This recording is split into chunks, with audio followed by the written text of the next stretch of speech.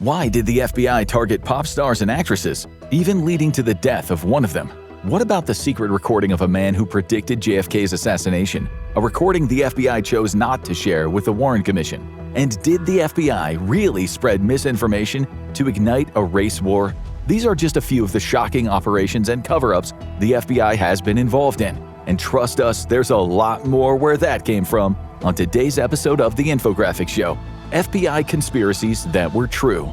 Number 12. Dark Correspondents. During J. Edgar Hoover's 48 years at the helm of the FBI, the Bureau had a favorite pastime: writing letters. Not the friendly kind, though. These were anonymous, poison-penned messages designed to intimidate, manipulate, and stir up trouble. It sounds like the kind of thing a tinfoil hat-wearing conspiracy theorist would say, but it actually happened in Operation Hoodwink. In the late 1960s, the FBI pulled out every dirty trick in the book to manipulate the Cosa Nostra, aka the Italian-American Mafia, to murder American communists, members of the Communist Party, CPUSA. The FBI sent anonymous letters to mafia bosses, posing as Communist Party members and issuing threats of violence. They also claimed that CPUSA members were secretly snitching on the mob. They hoped that the mob would take matters into their own hands and eliminate the targets for the FBI. When the mafia didn't take the bait, the FBI shifted tactics, this time targeting union bosses. In one letter, an anonymous, concerned worker claimed that his brother-in-law had just returned from Russia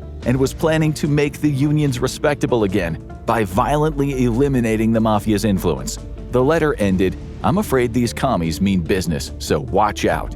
The FBI knew the letter would reach mobsters, hoping that it would push them to send in their contract killers. But once again, the mafia didn't bite.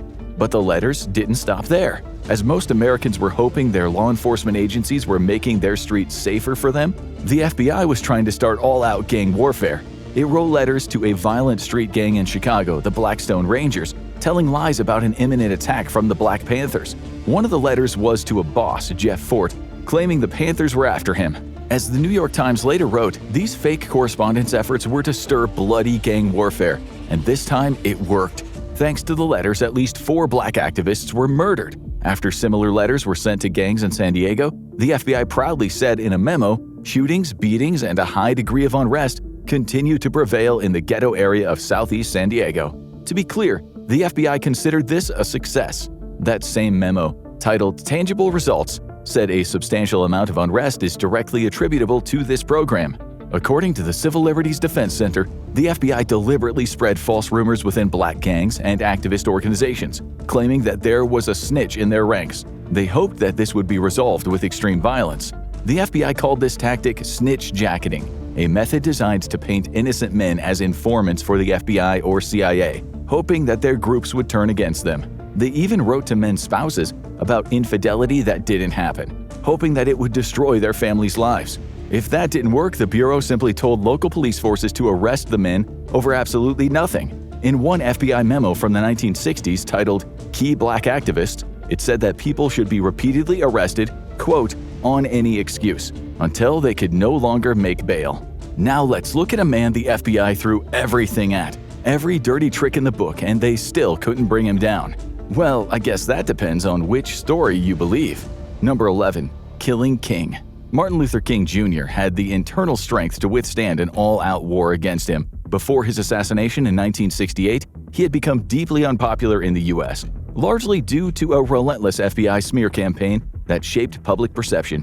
In 1963, only 37% of Americans had a negative view of King. By 1966, that number had jumped to 63%, fueled by negative press and disinformation spread by the FBI. King had expanded his message beyond civil rights, speaking out on labor rights, poverty, and American imperialism. He urged people of all races to peacefully unite against what he saw as a corrupt government. But the media really turned against him after he declared that the U.S. was the greatest purveyor of violence in the world today.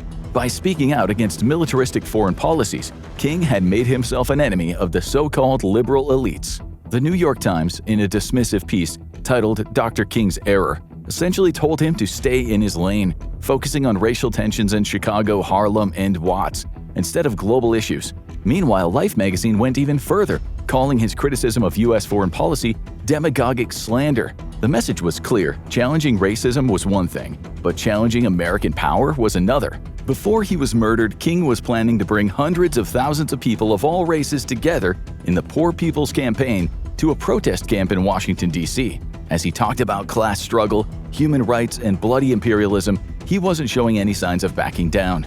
This was despite the FBI bugging his home. They bugged the hotels he stayed in. They followed King everywhere, even planting violent protesters at his speeches to make him appear dangerous to the American public. But their tactics didn't stop there. In one of their most infamous moves, the Bureau sent King an anonymous letter, one they hoped would break him. Inside the package was a tape recording compiled from the bugs the FBI had planted. FBI audio technician John Matter handed over the tape, which the Bureau claimed contained evidence of King engaging in orgiastic trysts with prostitutes, what they called the depths of his sexual perversion and depravity. King always knew the FBI was using underhanded tactics against him, but this was taking things too far. Not for a minute did he believe the letter and the tapes were from a disgruntled member of the civil rights movement, as the FBI wanted him to think. He knew it was from them. Knowing he had a conscience, the letter told him to, quote, do the right thing over his alleged cheating on his wife. It called him a colossus fraud, evil and vicious, an abnormal moral imbecile. It said that he should take his filthy, fraudulent self and disappear himself from the face of the planet. And it was all sanctioned by Hoover and backed by the CIA, which had its own anti-King surveillance program. As you know, he was eventually stopped, but not by pressure and smears, but with a single bullet. We'll come back to that topic later. But first, let's see who else the FBI manipulated and in the end destroyed. Number 10.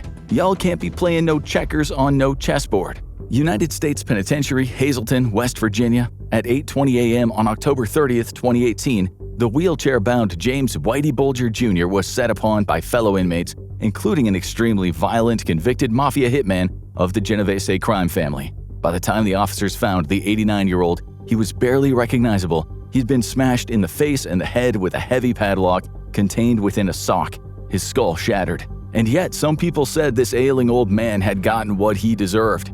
After all, as the leader of the infamous Winter Hill Gang, he had been one of the most ruthless gangsters in American history. He was also a rat, an FBI informant who was able to rule over Boston for decades with an iron fist, partly thanks to his friends in the Bureau. This impunity was sanctioned by the highest levels at the FBI. In what former agent John Connolly Jr., Bulger's handler, told the LA Times later, was the worst cover-up in the modern annals of the Justice Department. Bulger's connection to the U.S. government agencies went back a long way. Before his rise to the position of gang boss, he was a guinea pig in the CIA's Nuremberg code-breaching MK-Ultra mind control experiments. The year was 1956, under a program at the Atlanta Federal Penitentiary, where the 27-year-old Bulger was detained for truck hijacking. Dr. Carl Pfeiffer told Bulger and 19 other inmates that they'd receive a sentence reduction if they tested drugs in what they were told was a trial related to a cure for schizophrenia. They were injected with massive doses of LSD almost daily for months on end. The CIA wanted to know if they could control their minds, to turn the men into assassins. At this point in his life, Bulger had never killed anyone. They'd fed him that LSD and they kept asking him in a monotone voice, "Would you kill someone?" It took him to, quote, the depth of insanity, and indeed he soon got a taste for blood. We now know that FBI agents who dealt with Bulger always thought that he would use those experiments as an insanity defense if he ever got arrested. We also now know that for decades after the experiments, he couldn't sleep without a light on, saying he regularly had nightmares and gruesome hallucinations. It wasn't until 1971 that Bulger became a pawn in the system of the government again. That was when he started working with the FBI, supplying valuable information that would make lieutenants into captains. He gave them information that led to the arrests of his enemies, often gangsters in the Italian-American mafia, helping to bring down some of the most powerful families. But the FBI was letting Bulger get away with murder. Agents were telling him everything, giving him information about wiretaps from other law enforcement agencies, essentially making him untouchable in the streets. They told him who the other informants were, and as you could imagine, those guys were soon dealt with. Bulger even gave agents false information to have innocent men locked up for murders that he or his allies had committed.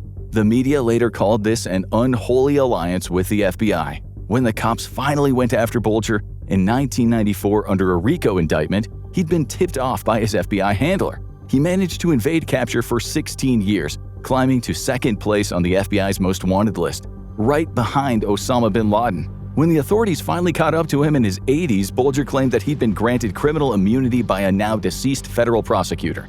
And as if his story couldn't get any wilder, it turned out that his brain had been experimented on in the CIA's MKUltra program. Bulger's FBI handler and a few others did face consequences, but they later claimed that they were just fall guys taking orders from higher-ups. The entire saga was a massive embarrassment for the FBI and other agencies, exposing deep corruption within the system. And in the end, Bulger learned the hard way: no one beats the system. The FBI plays chess, the criminals play checkers. And in this game, there's only ever one loser. Let's now look at when the FBI went after pop stars, the most deadly of species. Number 9. The Ballad of Lenin and Hoover. During J. Edgar Hoover's tenure at the FBI, he amassed files on around 25 million Americans, often through illegal means. Most of those files were on a man who had once sung "All You Need Is Love," and he wasn't even an American. We're talking about John Lennon, the Beatles maestro who once infuriated the Ku Klux Klan and sent pious Americans into a frenzy when he famously claimed that the band was more popular than Jesus. These record burners might have said that it was instant karma when Lennon was gunned down in the street in New York City on December 8, 1980, by a mentally unstable fan. By this point, the FBI had been hounding Lennon for years, causing him severe stress. The Bureau believed that all that talk about peace on Earth was getting into the heads of red-blooded American kids. They're potential soldiers or voters for future wars. So with the green light from the government, they made his life a misery. They put him under constant surveillance. They tried to get the Immigration and Naturalization Service to kick him out of the country. 200 letters of protest were written, including one by Bob Dylan, who ironically was also an unknowing target of an FBI covert program. An FBI memo written by the New York office suggested that Lennon should, quote, be arrested, if at all possible, on possession of narcotics charges when he was in Miami. It sounded like they were talking about planting it on him and then using the arrest as an excuse to deport him. A declassified 1972 letter revealed just how deep the FBI's surveillance on Lennon went. Agents had even taken note of his friend Linda's pet parrot. But this wasn't just any parrot, it could squawk the words right on.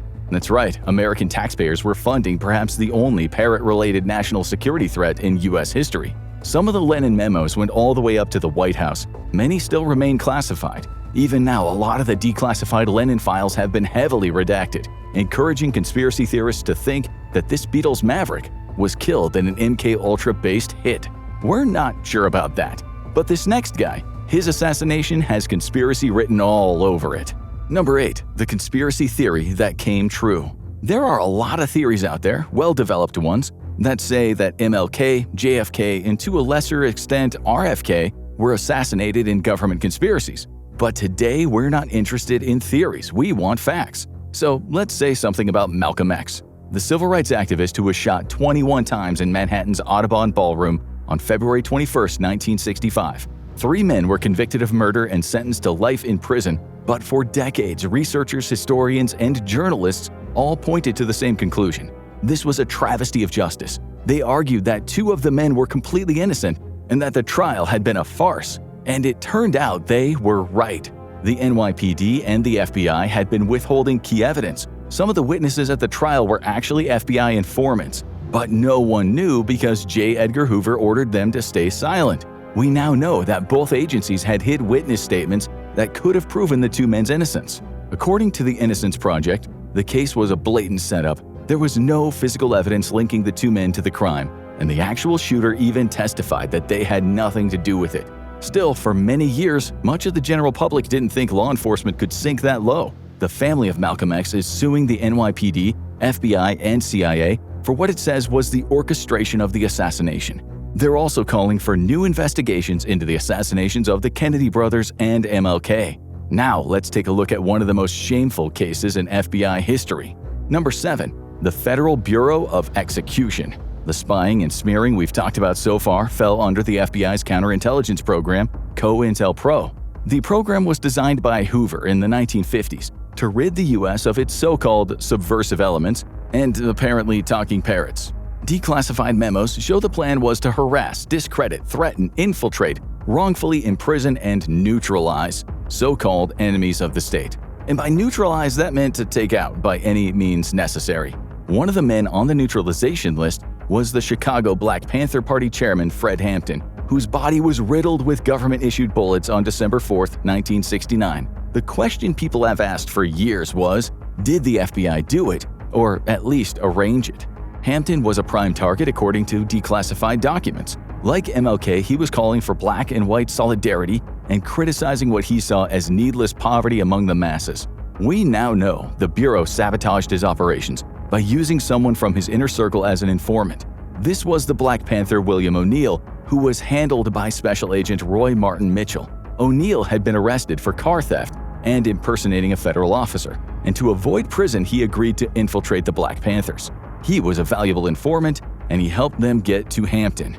It was the early morning of December 4, 1969. A team of Chicago police officers burst into the apartment where Hampton was staying. They already had the layout of the place thanks to O'Neill, who had also slipped a sleeping pill into Hampton's drink. At the time of the raid, Hampton was in bed fast asleep with his girlfriend, who was 8.5 months pregnant with their child. Two teams of 8 men bust through the door, instantly killing a sitting security guy. Hampton, still sedated due to barbiturates, was shot twice in the head at point-blank range. 4 men asleep in another bedroom were shot and beaten and then dragged outside. They were later charged with attempted murder, but the charges were dropped since, well, they hadn't done anything. The press parroted the official line, saying that the men in the house were, quote, extremely vicious and had come at the local cops like a pack of armed, angry raptors. The officers, said the press, had acted very bravely and had also shown, quote, incredible restraint by not putting bullets in every man's head. The public heard that the cops had been there to serve a search warrant for illegal weapons, not mentioning anything about informants or the FBI's plan to take out Fred Hampton. Neutralization had been a great success, and the press made murder sound respectable. Hoover even secretly gave out bonuses. It was only later that the newspapers such as the New York Times said, quote, officials had engaged in a deliberate publicity campaign to depict the Panthers as the aggressors. Even then, there was no mention of the FBI's major role. In 1971, a break-in at an FBI office in Pennsylvania exposed COINTELPRO to the public for the first time, along with the FBI's involvement in Fred Hampton's murder. People learned about O'Neill and the fact that he got $300 for that floor plan that he provided the FBI. Surely, some people then said that this had been an execution of innocent men, which wasn't supposed to be legal in the USA. But in a subsequent trial, after what was said to be 18 months of damning evidence, the judge absolved everyone involved. That included the execution squad, which unleashed a hail of 90 bullets on the sleeping men using a machine gun, a rifle, shotguns, and handguns. No one fired back. The only shot from inside of the apartment came by accident when a man at the door, already near death, convulsed and pulled the trigger, sending a single bullet into the ceiling. Then, in a later trial in 1982, the U.S. government, Cook County, and the city of Chicago came under fire for 2 conspiracies. 1, planning and executing the assassination, and 2, conducting a post-raid cover-up. The government lost and had to settle for almost $6 million in today's money. In 2020, several hundred pages of FBI memos were released. One of them a letter from Hoover to O'Neill's handler, Agent Mitchell, that said, I am certainly pleased to commend you and to advise you that I have approved an incentive award in the amount of $200 for your outstanding services in a matter of considerable interest to the FBI in the racial field. Let's now see how the FBI tried to start a race war. Number 6. Divide and conquer. We also know that the FBI was trying to cause friction between various activist groups who believed in a lot of the same things. It tried to get the Panthers in a fight with the Students for a Democratic Society, or SDS, a large leftist anti-Vietnam War organization of mostly young middle-class white students. While the working classes and black activists were often on the same side as the SDS, the kind of people often called liberal and entitled, there were tensions about methods and sometimes differences in ideology. The FBI saw an opportunity to fan the flames and get everyone falling out, hoping the more aggressive factions would turn to violence. Basically, they wanted to create a culture war. A declassified memo revealed, through Black Panther informants and other black nationalist informants plant the idea that the SDS is exploiting the BPP by trying to use them as cannon fodder for a white revolution. Another memo stated, the concept of white students studying in universities while Black Panthers are going to jail or being killed in the ghetto would be encouraged. The FBI deliberately stoked division, encouraging black activists to distrust or retaliate against white activists. They knew exactly what they were doing, fueling the potential conflict between the groups and deepening racial tensions across the U.S. Polarization, in the FBI's eyes, was a win-win. It would weaken both movements and allow them to crush dissent on multiple fronts. Under Fred Hampton's Rainbow Coalition, he sought to unite activists of all races to demand better living standards and improved rights, a vision the FBI saw as a direct threat to the status quo. When the Black Panthers launched the Free Breakfast for School Children program to feed impoverished kids, J. Edgar Hoover panicked. The program had spread nationwide, not just feeding children but also steering them away from gang violence and encouraging them to fight poverty, promote justice, and push for peace. Hoover and the agency's response was to spread false rumors that the food was poisoned. This grassroots activism wasn't only for black kids, which to the FBI was even more dangerous, since it could create a sense of solidarity between the races who were concerned about poverty. In a declassified document, Hoover called it the greatest threat to efforts by authorities to neutralize the Black Panther Party. Under J. Edgar Hoover's orders, Domestic Intelligence Chief William C. Sullivan, one of the key figures in the FBI's campaign against MLK, was tasked with discrediting the free breakfast program. Sullivan directed agents to portray the program as a tool for indoctrinating children with violent anti-white propaganda and turning them against the police. When one FBI agent objected and argued that the Bureau shouldn't be targeting humanitarian programs, Sullivan wrote to him stating, "You have obviously missed the point." He then falsely claimed that the Panthers' goal was to fill adolescent children with their insidious poison. Alas, the Bureau came out the winner, persuading the TV-watching populace that breakfast for poor kids was insidious. Yet again, propaganda worked. The public had been played like a dunce-cap-wearing fool. The press was very useful, parroting the FBI misinformation campaign that said the program was dangerous and extremists were manipulating innocent little kids. The media covered the high-profile raids, tipped off by the FBI, of the breakfast places where volunteers were handcuffed in front of crying children. Yet the journalists didn't often question the FBI's contention that these alleged racial feeders of kids had sinister motives. Declassified documents show that FBI agents had about 300 cooperating journalists who could write on virtually any topic that was approved by FBI propaganda specialists. Disinformation campaigns we now know were the norm in those days, but some journalists were just not for sale, and Hoover hated them. So let's now take a deeper look at the FBI and the media. Number 5. Public image. A man named James Earl Ray was convicted of Martin Luther King Jr.'s assassination. But in the decades since, serious doubts have emerged about the official lone gunman narrative. Not many people believe the official story, with a 2008 poll showing 86% of black respondents believe in a conspiracy, while 50% of white respondents agreed with them. The question is, why? Well, the answer to that is in part the American lawyer William F. Pepper, who spent decades researching the assassination. In 1999, with over 70 witnesses and 4,000 pages of transcripts, Pepper represented the King family in a civil trial. The family wasn't interested in money, seeking damages of what was a nominal $100.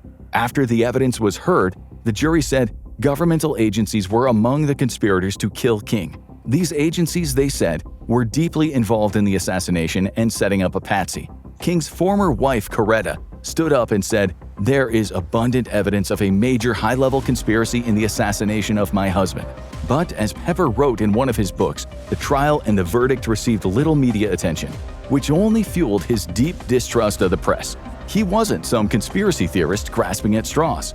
In fact, Claiborne Carson, director of the Martin Luther King Jr. Papers Project at Stanford University, once said that Pepper's work should be read by every serious student of King's life and his tragic death. Pepper's research into declassified documents revealed that once doubts about the official assassination story started to spread, the FBI moved quickly to control the narrative. In an internal memo, the Bureau stated it wanted a, quote, friendly writer to publish a book about the assassination to preserve the true history.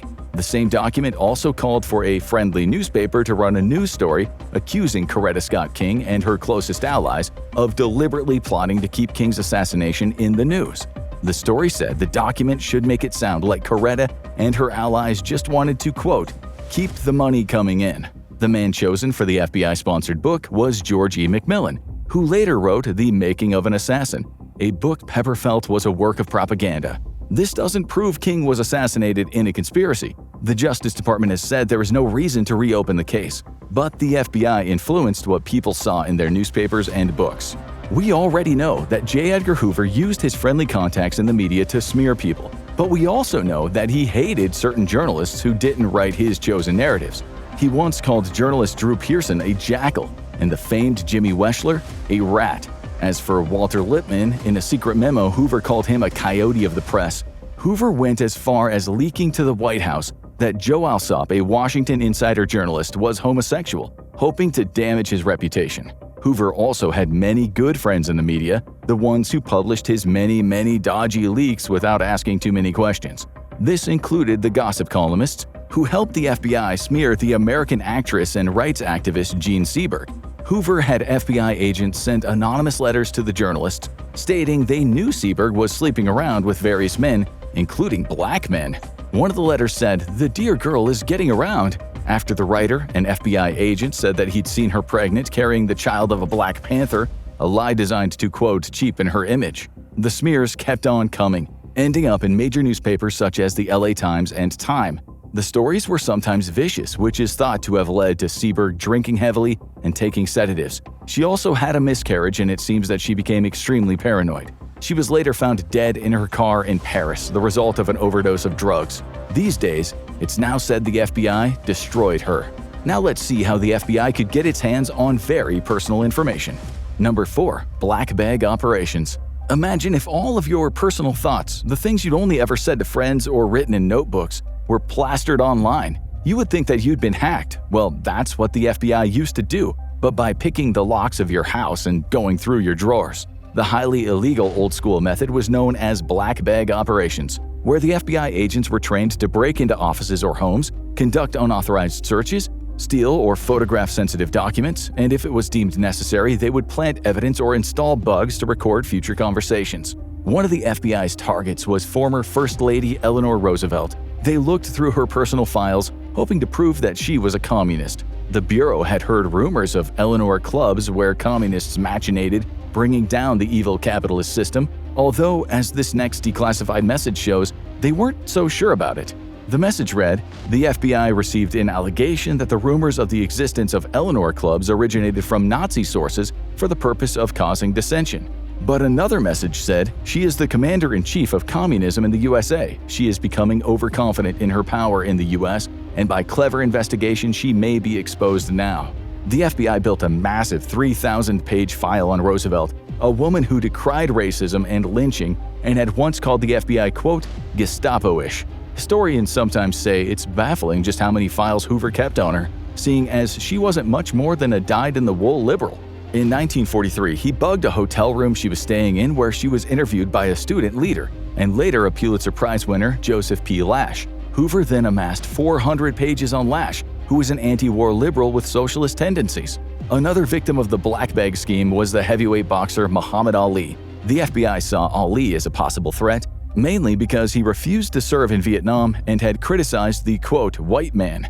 The FBI tapped his phone. They followed him around. They gained access to his records, including what teachers in elementary school had written about a little boy who was then named Cassius Clay.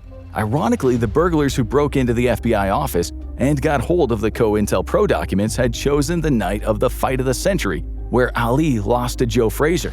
They chose that particular night because they knew every cop in the USA would be watching it. Next question. What did Hoover think about homosexuality, which was illegal in the US under the sodomy laws? Number 3. Hoover the Hypocrite. We now know that Hoover ran what he called a sex deviance program where he kept evidence of homosexual activity in the government. He believed that it was necessary for national security, but also, if the time ever came, he could use it as blackmail. There were purges in the government not just under the anti-communist Red Scare, but also under the Lavender Scare. Some of the FBI files on homosexuality remain classified, and many of them were destroyed in the 1970s. And of what's left, most of the names are redacted. But we know Hoover was obsessed with the sexual activity of others. He had files on politicians that he believed to be sexually promiscuous.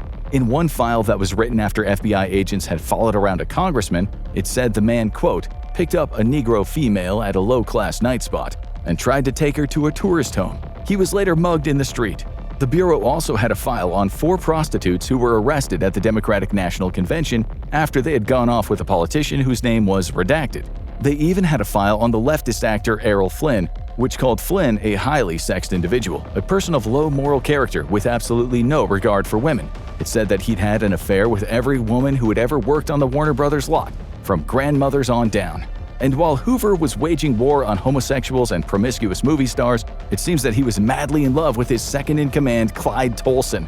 The two did absolutely everything together, from going on vacations to cooking and eating Christmas dinners. The two men were like spouses, which seems hypocritical given they were destroying careers by accusing men of loving each other. Maybe it was true love. In a letter written by Hoover to Tolson in 1943, Hoover said, "Words are mere man-given symbols for thoughts and feelings, and they are grossly inefficient to express the thoughts in my mind and the feelings in my heart that I have for you. I hope I will always have you beside me." It said the gangsters Meyer Lansky and Frank Costello had photos of Hoover getting intimate with Tolson. If that's true, it meant organized crime had the blackmail leverage to tell the FBI to keep its nose out of their business. It's rumored that it might have been the CIA who gave the Mafia those images as a means to threaten Hoover, who often sparred with the CIA. They also shared data, with CIA Director Allen Dulles saying in a letter to Hoover in 1957, "Subject admits that since youth he has been a congenital homosexual, sought medical advice and was told that there was nothing to be done about it." The name was redacted, of course. Then there was the party in New York's Plaza Hotel in 1959, which a witness, the wife of one of Hoover's friends, would recall was one of Hoover's famous sex parties.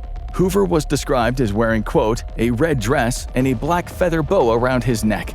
The same witness said young guys arrived dressed in leather and Hoover enjoyed himself with them as they read the Bible. Now let's look at when the FBI got ridiculous. Number 2. War against writers and music. It's a strange thing that Hoover went after pop stars and actors when he was openly denying the existence of a nationwide mafia that he knew very well did exist. Mob boss Frank Costello once told the Justice Department that Hoover was always getting him to fix horse races. Costello said, "You'll never know how many races I had to fix for those lousy bets of his." Hoover did eventually go after organized crime at the behest of attorney Robert Kennedy. But it still seems that he had focused way too much energy on completely stupid things. One of them was the time and the effort spent going after the writer Norman Mailer. Mailer had held a 50th birthday bash in 1973 when he joked that the U.S. needed democratic secret police to keep tabs on the FBI and the CIA. Hoover didn't like public intellectuals, spending 15 years investigating Mailer, tracking who sent Christmas cards to him after writing in a memo that Mailer had once called the FBI a kind of secret police that should be abolished. The file noted that he'd been critical of the FBI in public appearances, and an interview might be embarrassing to the Bureau. Hoover also went after the likes of Gore Vidal and James Baldwin, who he said were corrupting the youth. For the same reason, the FBI had a 119-page file on the pop song Louie Louie, calling it obscene, saying that if you played it slow, it contained filthy, dangerous messages that could corrupt young minds. They even examined the song in a lab. And of course, there was the big file on Bob Dylan, who the FBI said, quote, "by means of his folk singing, has the ability to have some communication with American youth." Talking about Dylan, it seems that he's one of the 200 million or so Americans who think that JFK was killed in a government conspiracy, what he called a murder most foul. Did the FBI ever hold information back about JFK's very quick downfall? Number 1. The FBI and JFK. The House Assassinations Committee, which investigated the JFK assassination in 1976, had its experts analyze a photograph of a man taken in Dealey Plaza just before JFK was hit. The man, they said, bears a strong resemblance to Joseph Miltier. This was a man the FBI knew well. A retired FBI agent named Don Adams later saw the photograph and said it was definitely Miltier. "I stood next to the man. I interviewed him and I spent hours with him," he said, adding, "There's no question in my mind. As soon as I saw that picture, I almost fell off my feet." But who was Joseph Miltier? In the 1960s, Miltier was a part-time union organizer who supported the racist far-right-wing National States Rights Party. In the weeks before the JFK assassination, the FBI had an informant named Willie Somerset secretly record a conversation with Miltier over a matter not related to Kennedy, but Kennedy's trip to Miami came up. Just 13 days before JFK's assassination, Joseph Miltier was caught on tape predicting exactly how it would happen. He stated that a plan was in the working and shockingly described the exact method. Kennedy would be shot from an office building with a high-powered rifle. Even more disturbing, Miltier claimed the plan included a quick arrest to throw the public off, ensuring that someone would be picked up within hours to divert attention from the real perpetrators. The Secret Service was given this recorded statement and Kennedy's motorcade trip through Miami was canceled. But then later in Dallas, he was indeed assassinated. Milteer's prediction came true, but there was no mention of him in the Warren Commission. The strangest thing is that we now know the FBI didn't interrogate Milteer about his prediction. He wasn't even asked if he was there in Dallas when Kennedy was shot. They just closed the book on Milteer. But then, 3 years later, a Miami police officer leaked the recording of his prediction to a local reporter. This was just one of the many things the FBI knew that we would only find out years later. Declassified FBI documents show us that the Soviets believed the assassination wasn't the work of one man, but a carefully planned campaign in which several people played a part. Long after the assassination, it was discovered that Oswald had made threats to the Dallas police 10 days before he was accused of pulling the trigger. But the FBI saw it fit to destroy that document. Hoover had told the Warren Commission that the FBI had no reason to think Oswald, who they had a file on, was capable of violence. We now know Hoover had the document destroyed that proved this to be false. In early 2025, the FBI told the media it was about to send 2,400 files on the JFK assassination to the National Archives to be declassified. Whether we'll learn something new remains to be seen. But we know from other recently released FBI files more about Jack Ruby, the man who had shot the alleged JFK assassin Lee Harvey Oswald. According to the FBI files declassified in 2017, an FBI informant named Bob Vanderslice was with Jack Ruby as they watched JFK's motorcade pass by on the day of the assassination. Ruby had also made a stunning prediction. The document states, the informant stated that on the morning of the assassination, Ruby contacted him and asked if he would like to watch the fireworks. He was with Jack Ruby and standing at the corner of the Postal Annex building facing the Texas School Book Depository building at the time of the shooting. This contradicts the Warren Commission's claim that Ruby was 5 blocks away when JFK was shot. The FBI could have challenged this, but instead they buried the file. Then there was the suppressed memo from J. Edgar Hoover himself, which stated, "Last night we received a call in our Dallas office from a man talking in a calm voice and saying he was a member of a committee organized to kill Oswald. Despite this clear warning, security around Lee Harvey Oswald remained shockingly lax. And just 1 day later, Ruby, with a gun in his hand, was somehow able to walk right up to America's most important prisoner and silence him forever." Which of these FBI conspiracies shocked you the most? Do you think there are even bigger secrets still buried in classified files? Drop your thoughts in the comments. Now go watch Was President JFK Really Killed by the CIA? Or if you want to hear about some proven facts, watch Why the CIA Hired Nazis.